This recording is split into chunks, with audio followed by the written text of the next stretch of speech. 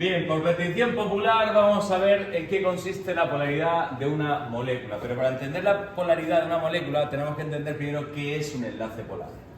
Sabemos que cuando se forma un enlace covalente, el enlace covalente se produce por la compartición de electrones. ¿De acuerdo? Ahora bien, esos electrones se comparten en los niveles energéticos más externos de los distintos orbitales de los elementos, pero viene un pequeño problemilla, y es que los elementos que forman el enlace covalente no tienen por qué tener la misma electronegatividad.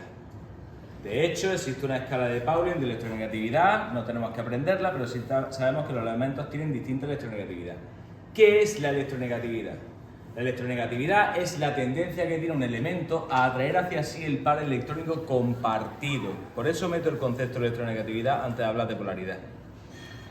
Entonces, si por ejemplo un enlace covalente es formado por dos elementos iguales o con la misma electronegatividad, ninguno es más electronegativo que el otro y entonces ninguno atraerá con más fuerza el par electrónico.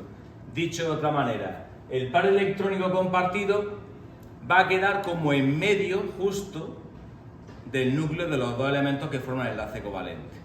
En ese momento en el cual el enlace covalente se produce entre dos elementos iguales o entre dos elementos con la misma electronegatividad, el enlace que se produce se define como enlace covalente no polar o apolar.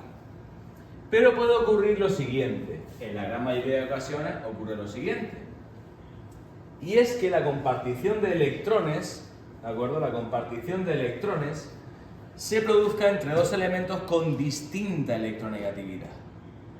Entonces aquí pongo el ejemplo del cloruro de hidrógeno, por ejemplo. Hay un elemento más electronegativo que el otro. ¿Qué quiere decir eso? Tiro otra vez de definición.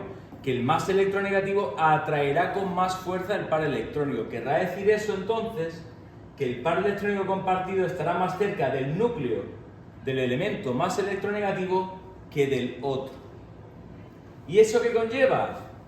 Pues no va a llevar a que un elemento tenga carga negativa y otro elemento carga positiva. Eso son cationes y aniones, eso no. Pero el elemento que es más electronegativo, que atrae con más fuerza el par electrónico, que esa densidad electrónica está más cerca de su núcleo que del otro, genera lo que se conoce una densidad de carga negativa.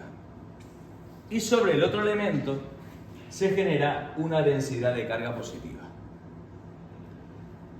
Cuando dentro de un enlace o dentro de una molécula existe un elemento con densidad de carga negativa y otro con densidad de carga positiva, o más fácil dicho para un examen, cuando el enlace covalente se forma entre dos elementos con distinta electronegatividad, el enlace se conoce como polar, enlace covalente polar.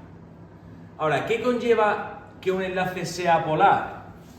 Pues va a conllevar una cosilla.